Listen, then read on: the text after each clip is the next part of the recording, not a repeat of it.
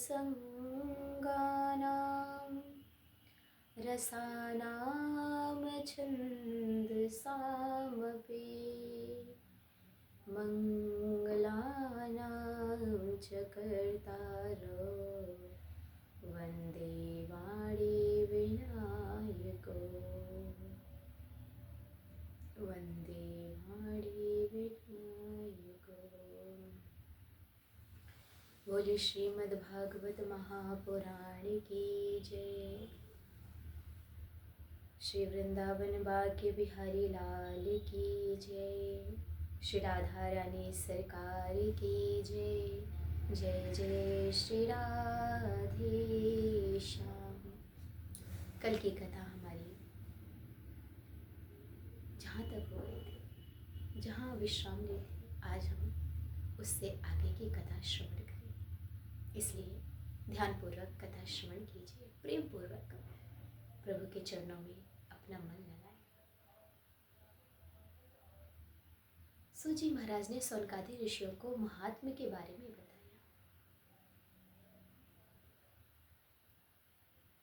सौनकादि ऋषियों ने सूत जी को नमन करते हैं और नमन करके कहते हैं, महाराज आप इतिहास के जानकार हैं, ज्ञाता हैं, इसलिए हमारे मन में आपसे कुछ प्रश्न करने की इच्छा हो रही है।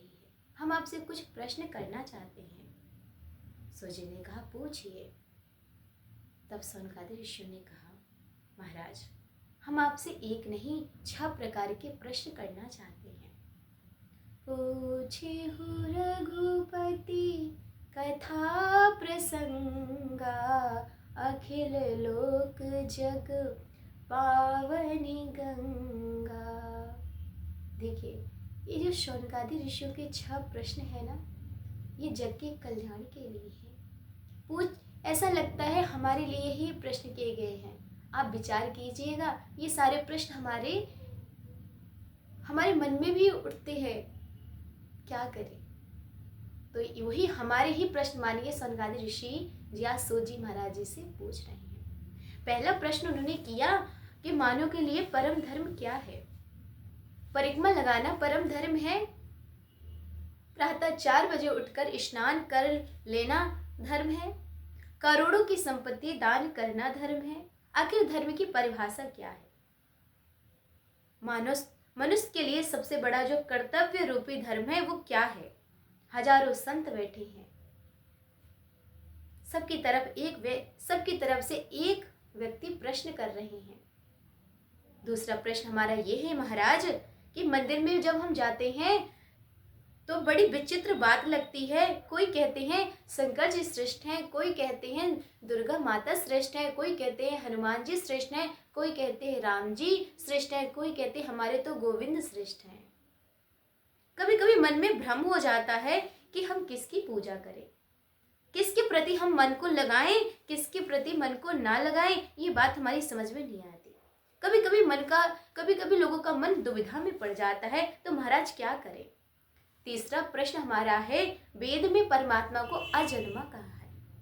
वेद में परमात्मा को अजन्मा कहते हैं। यदि हम वेद की माने तो भगवान अजन्मे हैं, तो भगवान का जन्म नहीं होता है। अगर भगवान का जन्म ही नहीं होता है, अजन्मे हैं, तो वो कौशल्या जी की राम कैसे बने, वासुदेव देवकी की कृष्ण वैद्य कैसे बने, उनका रामा अवतार कृष्ण अवतार कैसे हुआ, हमें स्पष्ट रूप से बताइए। चौथा प्रश्न हमारा ये है, महाराज भगवान के कितने अवतार हैं। कोई कहते हैं भगवान के 10 अवतार हैं, कोई कहते हैं भगवान के 12 अवतार हैं, कोई कहते हैं भगवान के 24 अवतार हैं, और कोई संत महात्मा तो कहते हैं हरि अनंत, हरि कथा अनंता। इसलिए उनके अवतार कितने हैं, हमें प्रमाणिक रूप से बताइए, कितने अवतार भगवान के हुए। पांचवा प्रश्न हमारा ये है, महाराज वक्ता वो श्रेष्ठ नहीं जो छोटी सी बात को बड़ी बनाकर कहे। वो वक्ता तो वो उत्तम है जो सूक्ष्म रूप से बतावे, जो गागर में सागर भरकर बतावे। क्योंकि इस संसार में लोगों के पास समय नहीं है, यदि हम विस्तार से बताने लग जाएं तो सामने जो बैठे श्रोता को या तो नींद आने लग जाएगी या तो वो उठकर वहां से चला जाएगा। इसलिए आप हमें कथा, ये हमारे जो प्रश्न है इनका आप उत्तर हमें संक्षिप्त में दीजिए। सार शास्त्रों का जो हो वो हमें बताने का प्रयास कीजिए। महाराज, हमारे इन प्रश्नों का आप उत्तर कृपया करके दीजिए। छठवां प्रश्न हमारा ये है कि भगवान जब अपनी लीला को समाप्त करके अपने धरा धाम को चले गए, तब धर्म किसकी शरण में गया? क्योंकि भगवान स्वयं कहते हैं कि मैं जब जब अवतार लेता हूं तो मैं धर्म की रक्षा के लिए अवतार लेता हूं। जब जब पृथ्वी पर पाप कर्म इत्यादि ज्यादा बढ़ने लग जाते हैं तब तब मैं अवतार लेकर के आता हूं और मैं धर्म की रक्षा करता हूं। यदि हम भगवान की माने, यदि भगवान धर्म की रक्षा के लिए अवतार लेकर के आते हैं तो भगवान जब अपनी लीला को संपन्न करके अपने धरा धाम को चले गए तो धर्म किसकी शरण में गया? महाराज, धर्म तो अकेला पड़ गया होगा, कृपया हमें बताएं। तब सौनकादि ऋषियों के मन के प्रश्नों को सुन करके सुखदेव जी महाराज बड़े प्रसन्न हुए। उन्होंने कहा, आपने बड़े सुंदर सुंदर प्रश्न किए हैं, आपने ये जन के कल्याण के लिए प्रश्न किए हैं। आपके इन मन के प्रश्नों को सुन करके मुझे बहुत प्रसन्नता हुई, मेरे मन को बहुत सुख मिला। लेकिन आपके जो प्रश्नों के उत्तर देने से पहले मैं अपने सदगुरु जी को नमन करना चाहूंगा। सौनकादि ऋषि ने कहा, महाराज, आपके सतगुरु कौन हैं? हमें बताइए। सोजी महाराज ने कहा, मेरे सदगुरु है आदरणीय सुखदेव जी महाराज। सौनकादि ऋषियों ने कहा, क्या ये वही सुखदेव जी महाराज हैं जो अपनी मातृ गर्भ में 12 वर्ष तक रहे? सोजी महाराज ने कहा, हाँ, ये वही सुखदेव जी महाराज हैं।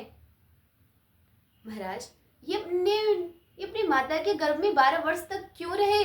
कृपया करके हमें विस्तार रूप से बताइए ना। सोजी महाराज ने कहा, वो तो मैं आपको अवश्य बता दूंगा, लेकिन हमें थोड़ा पूर्व में जाना होगा, हमें कथा को थोड़ा विस्तार से जानना होगा। सनकादि ऋषियों ने कहा, बताइए नहीं महाराज, हमें कौन सी जल्दी है। तब सोजी महाराज ने आदरणीय सुखदेव जी महाराज को नमन किया और कहा, ऐसे विचित्र संत आचार्य सुखदेव जैसे और कोई संत हुए नहीं। सुखदेव जी महाराज गोलोक धाम में राधा रानी जी की गोद में क्रीड़ा किया करते थे। एक बार राधा रानी जी ने उनसे कहा, बेटा, तुम मृत्यु लोक में जाकर के जन जन में भागवत का प्रचार प्रसार करो। तब सुखदेव जी बोले, माँ, जो 2-4 माला मैं आपकी जप लेता हूं ना, अगर मैं मृत्यु लोक में चला गया तो ये 2-4 माला है ना, ये भी छूट जाएगी, क्योंकि संसार में जाते ही गोविंद की माया पकड़ लेती है। गोविंद की माया जो है ना, बड़ी विचित्र है, इसका पार पाना आसान नहीं है। राधा रानी जी ने कहा, मैं तुम्हें वचन देती हूँ, तुम्हें गोविंद की माया का तुम्हारे ऊपर कोई असर नहीं होगा। वही सुखदेव जी महाराज जो गोलोक धाम में राधा रानी जी के गोद में क्रीड़ा किया करते थे, वही मृत्यु लोक में आए और कैलाश पर्वत के ऊपर एक पछड़ी के गर्भ में उन्होंने जन्म ले लिया, अंडे के रूप में प्रकट हो गए।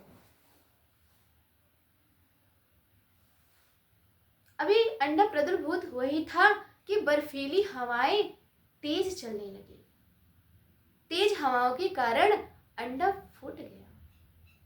अभी अंडे में जीव का प्रादुर्भाव नहीं हुआ था। जो पक्षी और पक्षिणी थे वो तो उड़ गए, वहां से दूर चले गए, अपना अंडा वहीं पे छोड़ गए। अब देखिए, कैलाश पर्वत पे रहते हैं माता पार्वती जी और भोले शंकर जी। सुखदेव जी का प्रगट कैसे हो? सुखदेव जी का प्रगट होना चाहिए, लेकिन कैसे हो? नारद जी सोचने लगे। नारद जी ने सोचा, यदि सुखदेव जी महाराज का अवतार नहीं हुआ तो जन जन में भगवत का प्रचार प्रसार कैसे होगा? देखिए भक्तों, नारद जी जो है ना, बड़े विचित्र संत हैं। नारम ज्ञानम ददाति इति नारदा, जो ज्ञान देता है उसे नारद कहते हैं, जो अज्ञान का खंडन करे उसे नारद कहते हैं। और हम कुछ संत तो बड़े सरल भाषा में कहते हैं नारद, जिसकी बात कभी रद्द नहीं होती वो ही नारद है। नारद जी ने जिसको गुरु मंत्र दे दिया, नारद जी ने जिसके गले में कंठी बांध दी, उसे तो मानो भगवान मिलने ही है, उन्हें वैकुंठ मिलना ही है, निश्चित है। इतने विचित्र संत हैं नारद जी। नारद जी की एक और विशेषता है भक्तों, जिस घर में कभी लड़ाई झगड़ा ना होता हो, हमेशा शांत माहौल रहता हो, यदि वहां नारद जी का आगमन हो जाए तो वहां लड़ाई झगड़े शुरू हो जाते हैं। और जिस घर में प्रतिदिन झगड़े लड़ाई होती हो, यदि वहां नारद जी का आगमन हो जाए तो वहां लड़ाई झगड़ा होना बंद हो जाता है, वहां पूरा परिवार प्रेम पूर्वक रहने लगते हैं। इतने विचित्र संत हैं नारद जी। नारद जी को तो भागवत में यहां तक बोला गया है, नारदो देव दर्शन, नारद जी का दर्शन जिसने किया है उससे मेरे गोविंद ने अवश्य ही दर्शन दिए हैं। ये नारद जी की विशेषता है।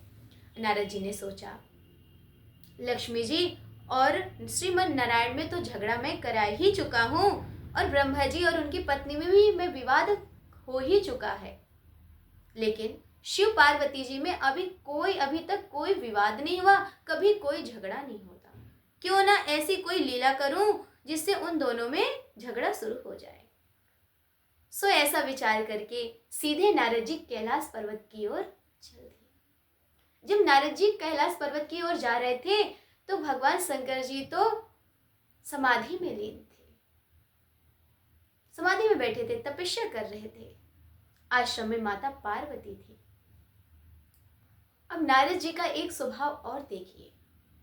नारद जी को जैसे ही माता पार्वती जी ने आते हुए देखा, माता पार्वती जी खड़ी हो गई, बोली, पधारिए महाराज, आइए, आप तो बड़े दिनों में आए। माता पार्वती जी ने सुंदर आसन लगाया नारद जी को बैठने के लिए, और सुंदर पात्र में लड्डू और दूध ला करके रख दिया। नारद जी से बोले, महाराज, आप बहुत दिनों बाद दिखाई दिए, क्यों, क्या हुआ? कहीं पर आना जाना आपने बंद कर रखा है क्या? आजकल आप दिखाई नहीं देते हैं। नारद जी ने कहा, क्या कहें माता, हमने संसार में कहीं भी अब आना जाना बंद कर रखा है। माता पार्वती जी ने कहा, ऐसा क्यों? नारद जी ने कहा, माता, अब आपको हम क्या बताएं, ये जो पूरा संसार है ना, ये सब बनावटी प्रेम करते हैं।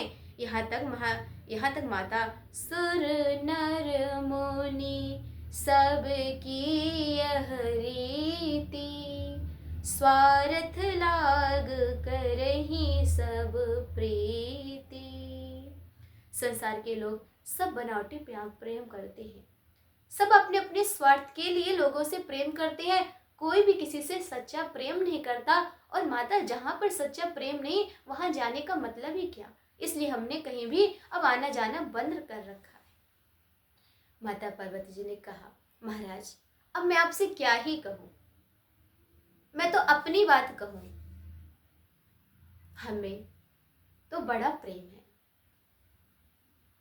मेरे और मेरे पति में तो इतना प्रेम है महाराज कि मैं आपको क्या बताऊं।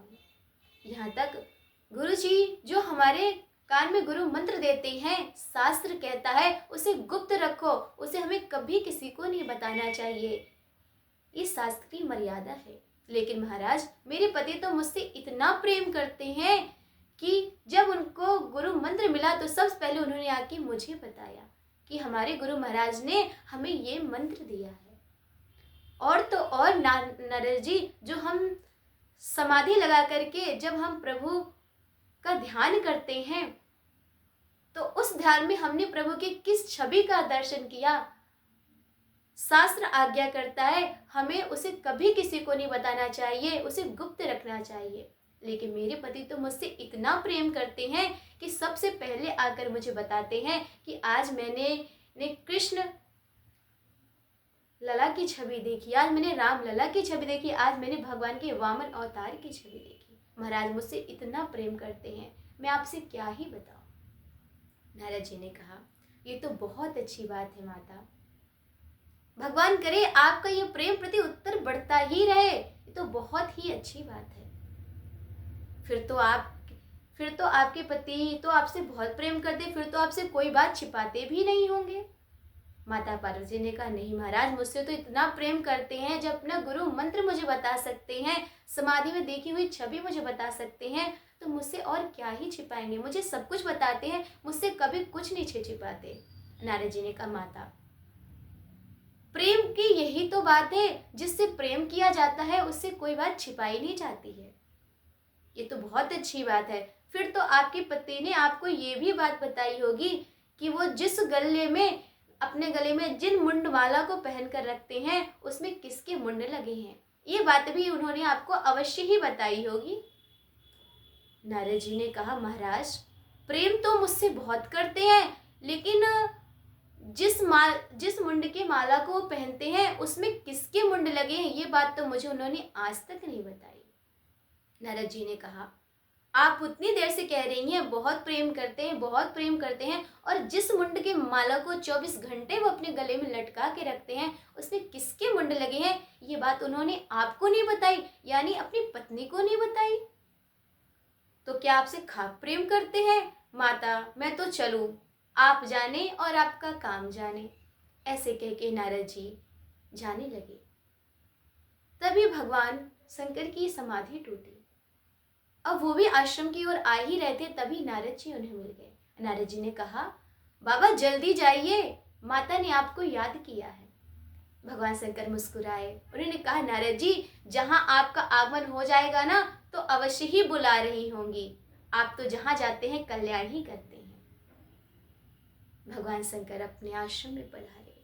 माता पार्वती जी बड़े उदास मन से बैठी थी, निराश बैठी थी। बताओ मैं कितना अपने पति को अच्छा मानती थी, बताओ मुझे आज तक ये बात नहीं बताई, आने दो। ऐसे ही विचार कर ही रही थी, तभी भोले बाबा पहुंच गए। माता ने कहा कि तुम इतनी उदास क्यों लग रही हो? माता पार्वती जी ने कहा, रहने दीजिए, आप तो ऊपर से भी काले हो और अंदर से भी काले हो। भगवान ने कहा, ऊपर का काला तो देवी ठीक है, लेकिन अंदर का काला तो वो होता है जो कपटी होता है, जो छल करता है। मैंने तो तुम आपसे कभी कोई कपट नहीं किया, कोई छल नहीं किया, तो आप हमें कपटी क्यों कहती हो? माता पार्वती जी ने कहा, आप ये जो मुंड की माला 24 घंटे लटका के रखते हैं, इसमें किसके मुंड लगे हैं, ये बात आपने मुझे आज तक नहीं बताई है। भगवान शंकर ने कहा, देवी मैंने बताने का बहुत प्रयास किया, लेकिन कभी आपने मुझे बताने का अवसर नहीं दिया। माता पार्वती ने कहा, तो अभी बता दीजिए इसमें किसके मुंड लगे हुए हैं। भगवान शंकर ने कहा, देवी हम आपसे कितना प्रेम करते हैं, यदि इसका कोई प्रमाण है तो ये मुंड की माला ही है। देवी आप तो वैसे जगदम्बा हैं, लेकिन फिर भी जब जब आप लीला की सिद्धि के लिए अपने जीवन में परिवर्तन लाती हैं, जब जब आप अपने शरीर का जो परित्याग करती हैं, तो हम आपके जो सिर को अपनी माला में पिरो लेते हैं और हम आपको याद रखते हैं कि आपने ये अवतार लिया और आपने हमारे जीवन में इतने अवतार ले चुकी हैं। माता पार्वती जी तो और उदास हो गई और निराश हो गई और गुस्सा हो गई। उन्होंने बोला, फिर तो अभी तो मैं आपको कपटी समझ रही थी, आप तो महाकपटी हैं। भगवान शंकर ने कहा, देवी अब आप ऐसा क्यों कह रही हैं? माता पार्वती ने कहा, जो जिससे प्रेम करता है, अगर वो औषधि आप मुझे भी दें, आप कभी नहीं मरते, केवल मैं ही मरती हूँ, ऐसा क्या है? क्यों? आपने ऐसी कौन सी औषधि का पान कर रखा है जिससे केवल मेरी ही मृत्यु होती है, आपकी नहीं? यदि आप मुझसे सच में प्रेम करते तो वो औषधि आप मुझे भी पान करवाते।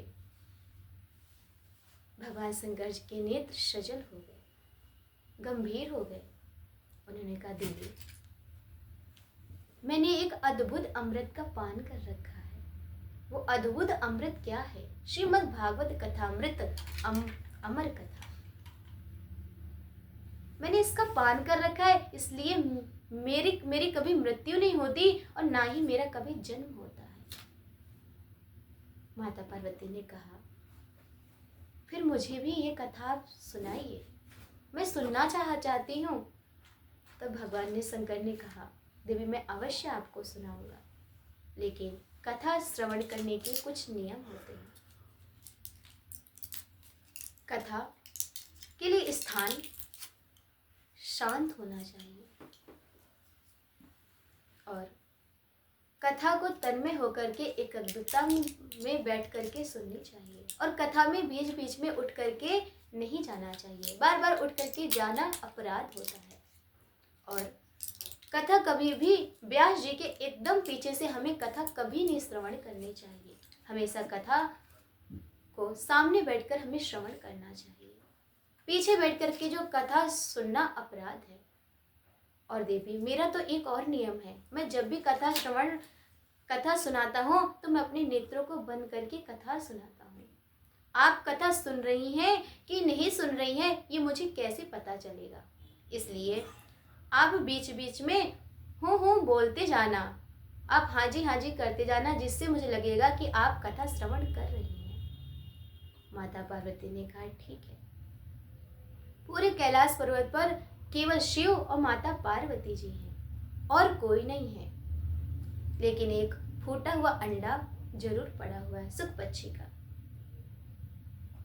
भगवान शंकर ने तो अपने नेत्रों को बंद कर लिया और कथा सुनाने लगे। माता पार्वती जी हाँ जी करके सुन रही हैं।